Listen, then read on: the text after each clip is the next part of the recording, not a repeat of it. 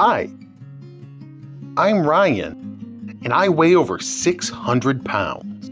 I live in Michigan, near Detroit to be exact, with my wife Joy and my son Max, and our cat Kayla. I lost over 100 pounds, but then I found it again. So I started a new series called Ryan Gets Less Fat. Oh yeah. Hello, friends and well-wishers, and welcome to the premiere episode of Ryan Gets Less Fat. I'm your buddy Ryan, and I want to get less fat. And today we're going to talk about my plan to get less fat, but before we get to that, it's the story everyone wants to hear if you saw that thumbnail, how the show My 600 Pound Life and Dr. Nozardan ghosted me. Our story begins in February of 2021. I was on Reddit where I had shared some stories about my life, about my difficulties with being super morbidly obese, and some of my old videos on this A Quarter Ton of Fun channel. And I got a private message from a young man who said he worked in casting for the show My 600 Pound Life. He sent me some information about himself and a link that I could go to sign up because he said my story sounded like it could be one they would use on the show. Of course, my first thought is this is a scam. This is someone trying to get money or information or whatever out of me. I go online, I do some internet sleuthing, and it turns out this guy's legit. He really does work at a production company that works with the show My 600 Pound Life. I have mixed feelings about the show My 600 Pound Life. I like that they share inspiring stories sometimes. I like that they help people who are desperately in need. But I also felt there was a sideshow aspect to it where they wanted viewers to come in and just say, look at the freaks, look at the weirdos and how big they are and how gross they are. So I wasn't certain if this was something I wanted to sign up for. I had thought about gastric bypass surgery, but I had not committed to it. I spoke to my wife and we said, you know what? Right now my wife is working remotely. My son is going to school remotely. We live in Michigan. If we have to relocate to Houston, Texas, which you have to do for the show, for a year, this is the best possible time for that to happen. Let's give it a go. So I went on the link he gave me and I applied. Almost instantaneously, I got an email asking for pictures of my body and to set up a phone interview for early in the next week. I had my wife snap some lovely pictures of me, which I'll throw here and here and here. And I mean, I know I'm looking great, right? We did the phone interview. It went really well. He thought my story would work well for the show, and he wanted to set me up with one of their casting agents to do a Zoom interview. So just a few days later, I have this Zoom interview, and maybe this is the malignant narcissist that lives inside of me, but I think I crushed it, guys. There wasn't a dry eye in the house. I was crying. The casting agent was crying. My wife in the next room was crying. Our cat was a soldier. She didn't cry, but I could tell she was upset. And I mean, all jokes aside, it went really well. The woman said my story was well told. It was well done. I grew up big. I was always big. And then my parents both died unexpectedly about 18 months apart. And when that happened, I stopped taking care of myself and I gained a lot more weight. And so that's the sort of drama and story they look for on the show. She told me, we're going to get some of our producers on the line with you later today or tomorrow. And so I waited. Later today, tomorrow, no producers got on the line with me. I waited 3 or 4 days, hearing nothing. I didn't want to be impatient. I didn't want to bug anyone. I want this opportunity. I want to get on the show. I want to get thinner. I'm going to reach out. And in the beginning, the young man who had talked to me told me that he was going to be my point man on everything. If I had questions, if I had concerns, email him, talk to him, leave him a message. So that's what I did. And he got back to me and he said, yeah, there's been a little bit of a snafu here. We're behind on a few things. Early next week, we're going to get with you. We're going to have you talk to the producers and we're going to get you onto the next step of the casting process. I'm thinking, great. My wife and I are making plans. We are looking at apartments in Houston that we can try to rent. We're looking at places where we can rent furniture. We're looking at if we can keep our son in his school here virtually. We're trying to plan out our life around this because this seemed like a great opportunity for me to change my life. So early next week comes. Nothing. Then later in the week comes. Nothing. I finally send a message and say, hey, I haven't heard back from these producers. Can you let me know what's going on? Is it still happening? What's the next step? nothing. Absolutely nothing from there on out. They ghosted me.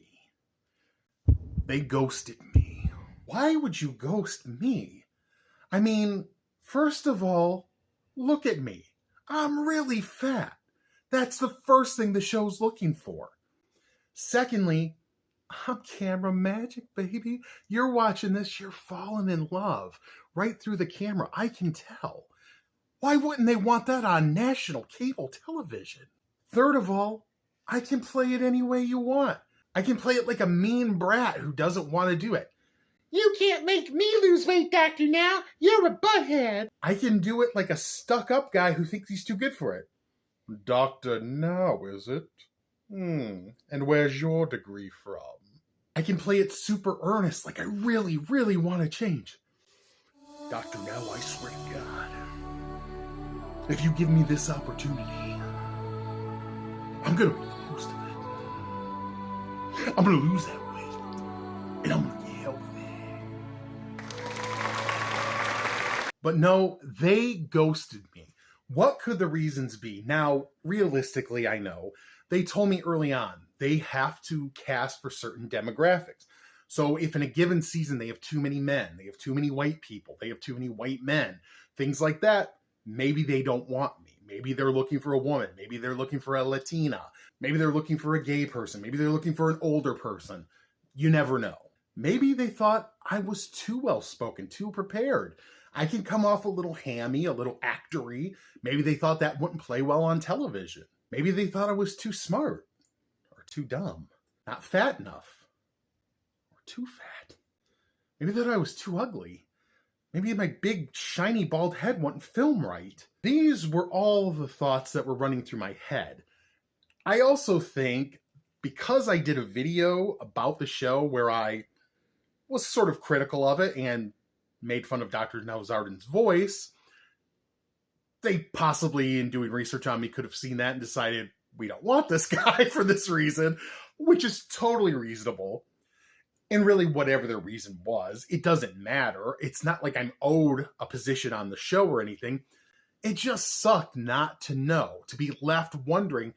And it seemed like everything was go, go, go, and then all of a sudden it stopped. And to this day, it bothers me. It makes me wonder what exactly happened there where they went from really seeming to want me on the show badly to nothing at all.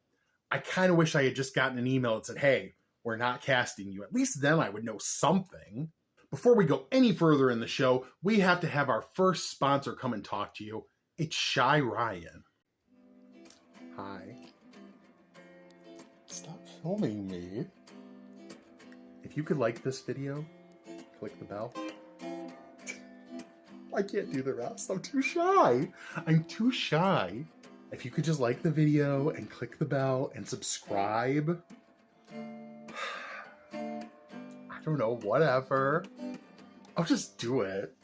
Now, moving on to how I'm going to lose weight, we're going to Project Deblobulate.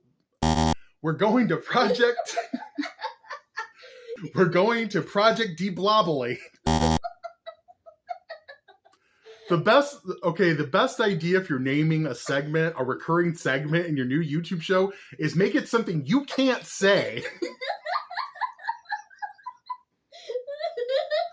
That's marketing 101, baby. Project Deblobulate is what it's called. And every week, I'm going to give myself a goal to keep for that week. This is going to run through the first 10 weeks of the show. And I'm going to build good habits one by one, adding them onto each other. So whatever I do this week, I'm also going to do next week with another habit added onto it.